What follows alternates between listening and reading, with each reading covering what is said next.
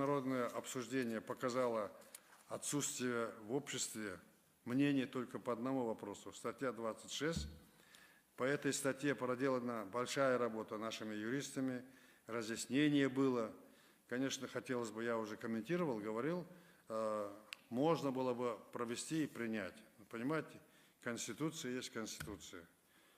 Это, если бы был закон, вот когда там по земле мы обсуждали, это закон. Давайте в Конституции должен быть консенсус. Без сучка задоринка. Основная масса должна поддержать, это Конституция.